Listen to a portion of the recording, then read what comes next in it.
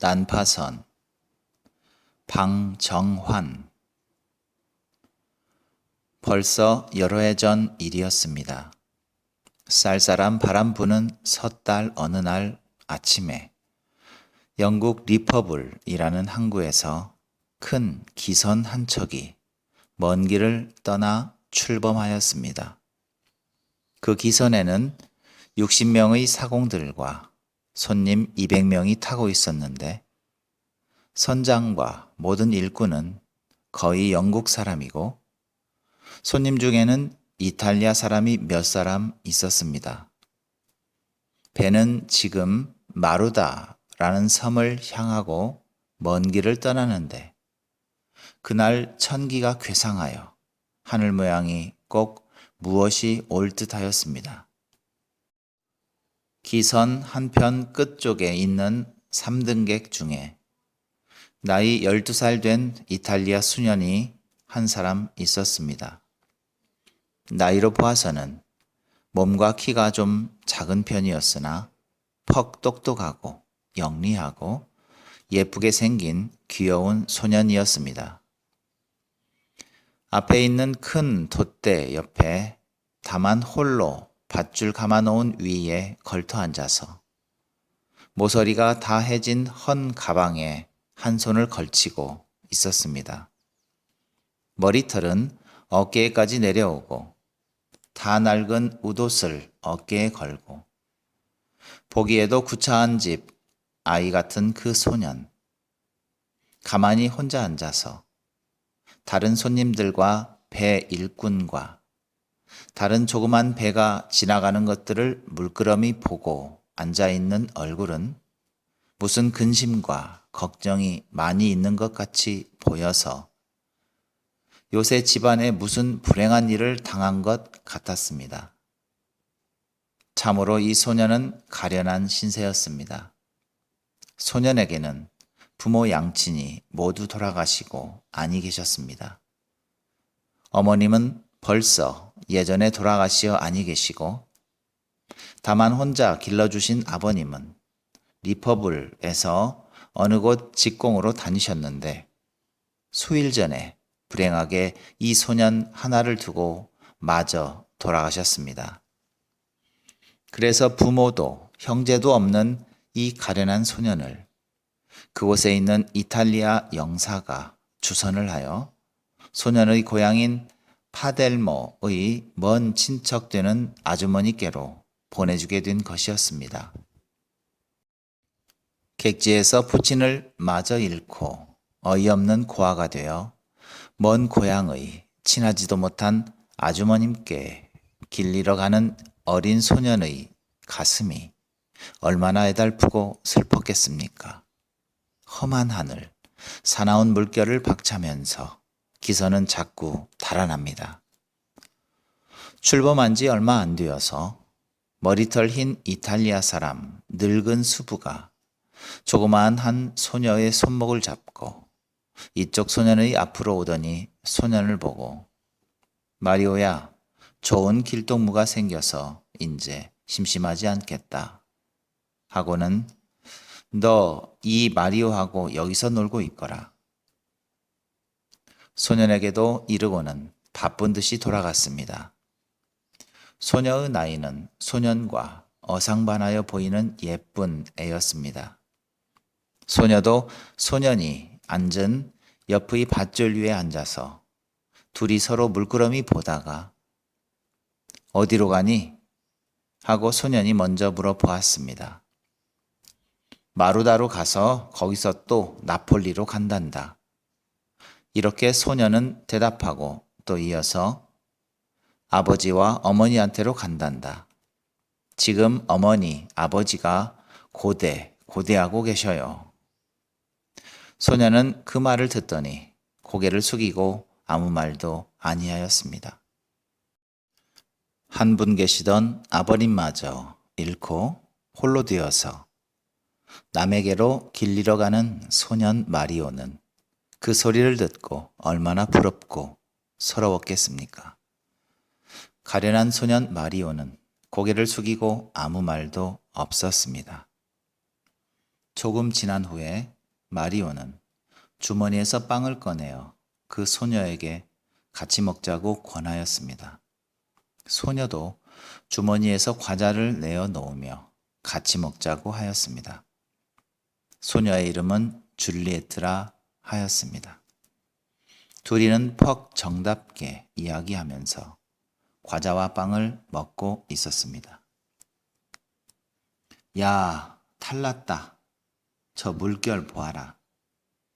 하면서 아까 그 이탈리아 늙은 수부가 황급히 지나가면서 두 아이를 보고 주의하고 있거라. 배가 몹시 흔들릴 것이니 하고 일러두고는 또 급히 뛰어갔습니다. 하늘은 점점 괴상하여지고 바람은 점점 사납게 불고 배가 몹시 흔들리기 시작하였습니다. 그러나 두 아이는 배멀미 하나 없이 태연히 앉아서 이야기에 재미를 붙이고 있었습니다. 줄리에트는 연애 방글방글 웃고 있었습니다. 키는 마리오 소년보다 조금 크고 몸은 가늘어 어떻게 보면 병든 아이 같이도 보였습니다. 그다지 길지 않은 고수머리 위에는 붉은 모자를 쓰고 있었습니다.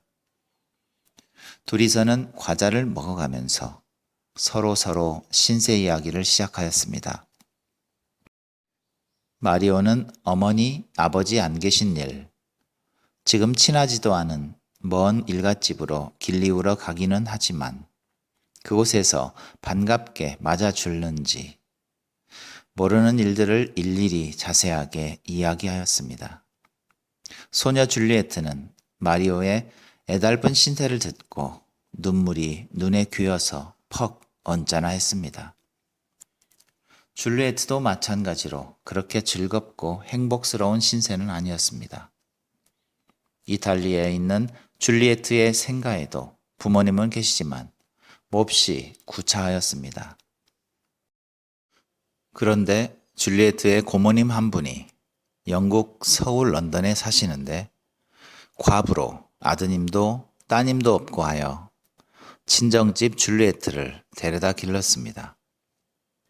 줄리에트의 부모님은 줄리에트를 보내놓고 그 고모님이 돌아가시면 그 집 재산을 모두 물려받아서 자기 딸이 큰 부자가 될 줄 믿고 계십니다. 그런데 그 고모님은 두어 달 전에 마차에 치여 돌아가시고 남은 재산이라고는 한 푼도 없었습니다. 그래서 줄리에트도 객지에서 혼자 떨어진 몸이 되어 가도 오도 못하게 된 것을 역시 이곳에 와 있는 이탈리아 영사가 주선해 주어서 마리오와 같이 돈도 없이 이 기선에 타고 가게 된 것이었습니다. 그래서 하고 소녀는 이야기를 계속하였습니다. 아버지하고 어머니는 집에서 지금 내가 부자가 되어 오는 줄 알고 계신단다. 그러나 나는 돈 한 푼 없이 그냥 가난뱅이 이대로 돌아간단다. 그래도 여전히 귀여워는 하셔. 나를 낳아주신 아버지고 어머니니까. 우리 형제도 그래. 사형제인데 모두 내 동생이고 내가 제일 크단다. 아침이면 옷도 내가 모두 입혀주고 그래서 애들이 나를 보면 퍽 좋아한단다. 에이그, 저 바다 보아. 하고는 바다를 보고는 다시 풀이 없이 숙이고 앉아있는 마리오를 보고 퍽 딱해하는 마음으로 물었습니다. 그래, 너는 그 친하지도 못하다는 일갓집으로 가서 살게 되니? 그나마 길러나 줄는지 모른단다. 그 집에서 너를 귀여워하지 않니? 어떨는지 그의 집도 구차하고 어린애가 많다는데. 에그, 너를 미워하면 어떡하니? 소녀는 또 눈이 젖었습니다. 그리고 둘이는 이런 얘기, 저런 얘기, 어린이끼리의 얘기에 재미를 붙이고 있었습니다. 다른 손님들은 이 두 아이를 한 남매로 알고 있었습니다. 이야기를 다 하고는 줄리에트는 실을 꺼내어 주머니를 짜고 있고 마리오는 잠잠히 무슨 생각만 하고 있었습니다. 바다는 점점 갈수록 더 사나워졌습니다. 밤이 되니까 물결이 더 험하게 일어나고 바람은 점점 더 몹시 사납게 불었습니다. 손님들은 무서워서 꼼짝 않고 선실 속에 푹 들어앉았습니다. 둘이는 각각 가서 자려고 헤어질 때에 줄리에트가 먼저 마리오에게 인사하였습니다. 마리오야, 잘 자거라. 그때에 수부가 또 지나가면서 이렇게 험해서는 아무도 밤에 잠을 못 자겠다 하고 소리치고는 일이 바빠서 뛰어갔습니다. 마리오는 줄리에트에게 잘 자거라 하고 인사를 하려 할 즈음 뜻밖의 사나운 물결이 넘어와서 마리오를 쓰러뜨렸습니다. 마리오는 푹 꼬꾸라졌습니다. 에그머니, 피가 난다 하고 줄리에트는 소리치며 달려들어 마리오를 일으켰습니다. 다른 손님들은 무서워서 꼼짝 않고 엎드려 있어서 이 두 어린이의 일은 전혀 모르고 있었습니다. 줄리에트는 정신없이 엎드려진 마리오를 일으키고 그 옆에 꿇어 앉아서 그 이마에 피를 씻어주고 자기 머리에 있던 모자를 찢어서 마리오의 이마를 자기 가슴에 바짝 끌어당겨 쳐매 주었습니다. 그러느라고 그때 피 한 방울이 소녀의 노란 저고리 앞에 묻었습니다. 마리오는 부르르 떨며 일어났습니다. 과이, 아프지 않냐? 하고 소녀가 물었습니다. 아니, 괜찮아. 이렇게 고맙게 해주어서 고맙다. 하고 대답했습니다. 어서 가 자거라. 퍽 아프겠다. 괜찮아. 조금도 아프지는 않아. 가서 잘 자. 둘이는 인사를 마치고 제각기 돌아가 누웠습니다. 밤은 깊어갔습니다. 정말 아까 수부의 말이 맞아서 두 아이의 잠이 아직 들기 전에 무서운 소동이 생겼습니다. 사나운 바람과 거친 물결이 성난 악마와 같이 일시에 몰려왔습니다. 미쳐 날뛰는 사나운 말의 한때가 몰려오듯 달려들었습니다. 벌써 굴뚝 하나를 부러뜨려가고 배전에 매달았던 작은 배 두 척을 쓸어가고 배 끝에 메어 두었던 소 4마리까지 어느 틈에 물결에 떠내려갔습니다. 하늘은 캄캄하고 바람은 소리를 지르며 몰려오고 성난 물결은 이 큰 기선을 한 입에 삼킬 듯이 산더미같이 솟아오르고 뱃속은 많은 사람이 제각기 살겠다고 날뛰느라고 벌컥 뒤집혔습니다. 부르짖는 소리, 우는 소리, 살려달라고 기도 올리는 소리. 이 모든 소란에 소리가 한데 일어나서 몸이 으쓱으쓱하고 떨리어 화여. 이 모든 소란한 소리가 한데 일어나서 몸이 으쓱으쓱하고 떨리고 하여 그냥 수라장이 되었습니다. 그러나 끊이지 않고 밤새도록 야단을 치던 바람은 밤이 새고 날이 밝으니까 점점 더 사나워졌습니다. 산 같은 물결이 불끈 솟아 갑판 위에 올라와서 모든 것을 깨뜨리고 분지르고 하여 불은 꺼졌습니다. 불 떼던 화분은 도망했습니다. 배가 기울기 시작하고 미쳐 날뛰는 물결은 배 위에서 함부로 돌아다니며 깨뜨릴 것, 거꾸러뜨릴 것을 찾아 헤매고 우레와 같은 무서운 큰 소리가 여기저기서 일어났습니다. 작은 배를 내려라. 선장은 소리를 질러 명령하였습니다. 수부들이 몰려와서 이렇게 급한 때 쓰려고 매달아 두었던 조그만 배를 끌어내렸습니다. 그러나 그것도 벌써 바람과 물결이 다 가져가고 단 하나밖에 남지 않았습니다. 그 하나 남은 배는 누가 타기도 전에 무서운 물결이 뱃전의 꼬리를 깨쳐서 물속에 넣고 말았습니다. 손님들은 귀신같이 날뛰며 울고 부르짖고 하였습니다.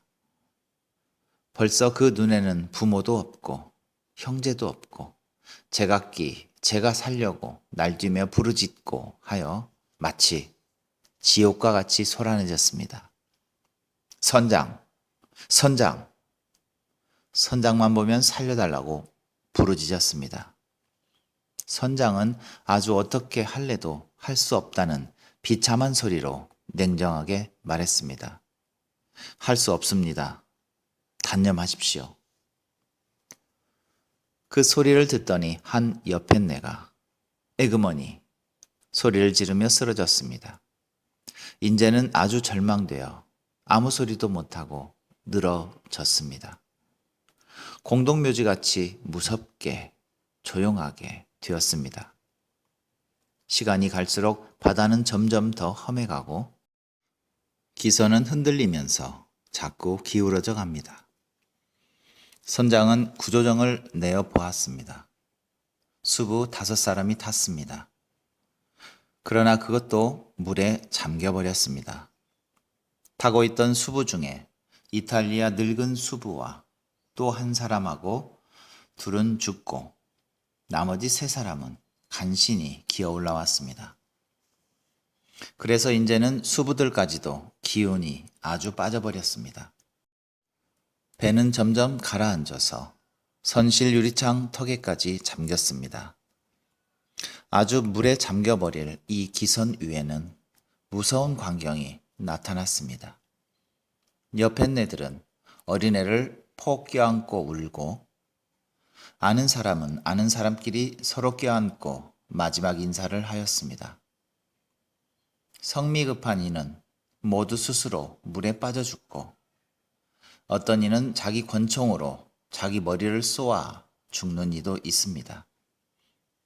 어린애 우는 소리, 여편네 우는 소리, 사내들 부르짖는 소리, 기관 깨어져 터지는 소리, 하늘이 무너지는 것 같았습니다. 이 중에 불쌍한 마리오와 줄리에트는 정신없이 돛대를 잔뜩 껴안고 소리도 못 지르고 꼬부러져 있습니다. 바다는 조금 숨이 죽었습니다. 그러나 배는 거의 다 가라앉았습니다. 이제 몇 분이 안 되어 아주 잠겨버리게 되었습니다. 하는 수 없다. 마지막 배를 내려라. 선장이 소리를 질렀습니다.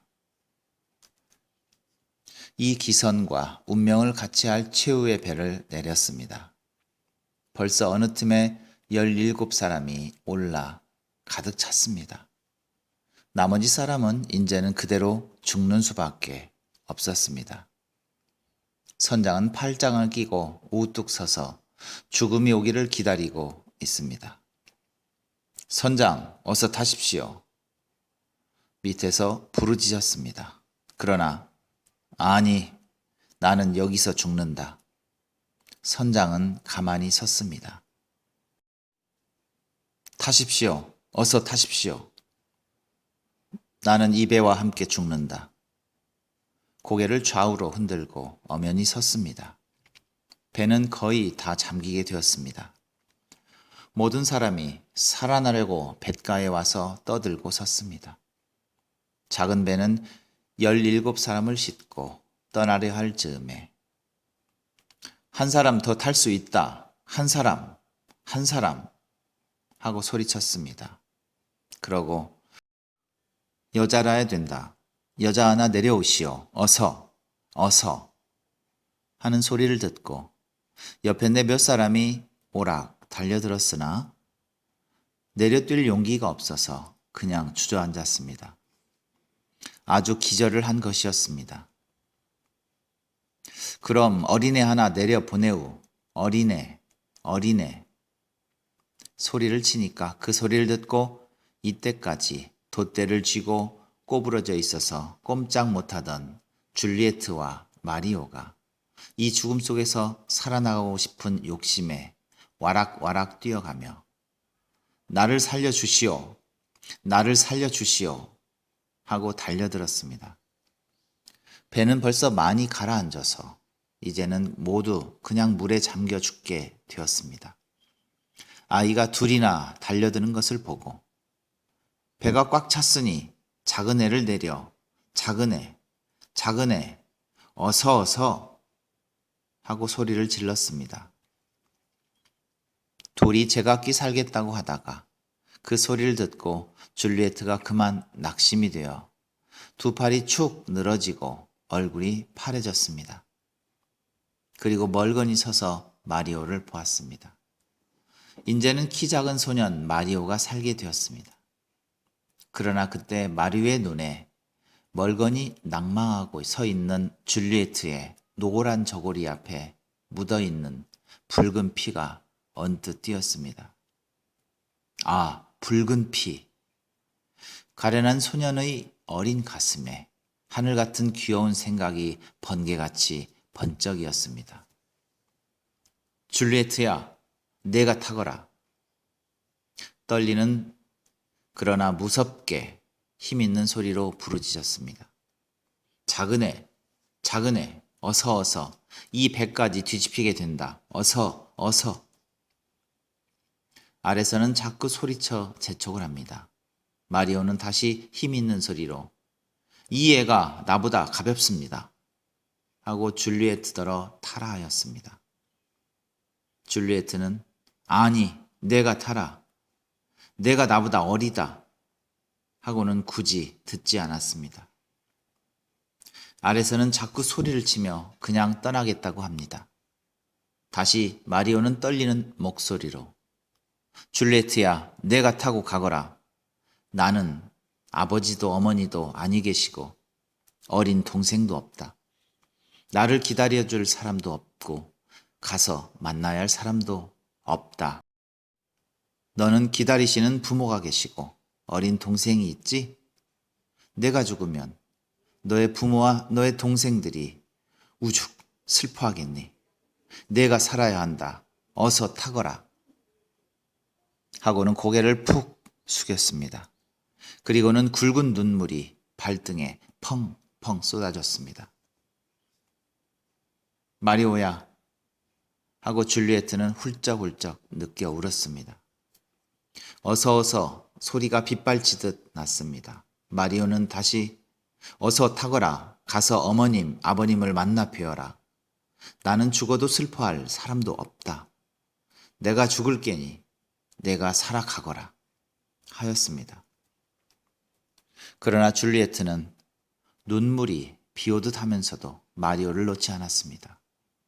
배에서는 또 어서 어서 하는 소리가 들려옵니다. 그러다가 그냥 떠나려 하였습니다. 마리오는 기운을 내어 울고 섰는 줄리에트를 들어 아래로 내려뜨렸습니다. 사람들이 받아서 배에다 놓자 작은 배는 비로소 살아나갔습니다. 배는 곧 아주 물속에 잠기고 말려 하는데 마리오 소녀는 머리를 높이 들고 머리털을 사나운 바람에 날리며 꼼짝 않고 우뚝 서 있습니다. 배는 아주 가라앉았습니다. 그 통에 물결의 파동이 일어나서 조그만 배도 뒤집힐 뻔하였으나 다행히 무사하게 갔습니다. 한참 후에야 정신을 차린 줄리에트가 고개를 돌려보니까 배는 아주 잠겨버리고 높다랗게 뻗친 돛대 위에 마리오가 혼자 서서 줄리에트의 가는 것을 보고 서 있습니다. 줄리에트는 그것을 보고 그냥 소리쳐 울었습니다. 잘 가거라, 줄리에트야. 마지막 인사가 물속에 잠겨질 마리오의 입에서 크게 나왔습니다. 오, 마리오. 소리치며 두 손을 그쪽으로 내밀었으나 배는 점점 멀어가고 마리오의 돛대는 점점 기울어졌습니다. 줄리에트는 차마 보지 못하여 눈을 가리고 소리쳐 울었습니다.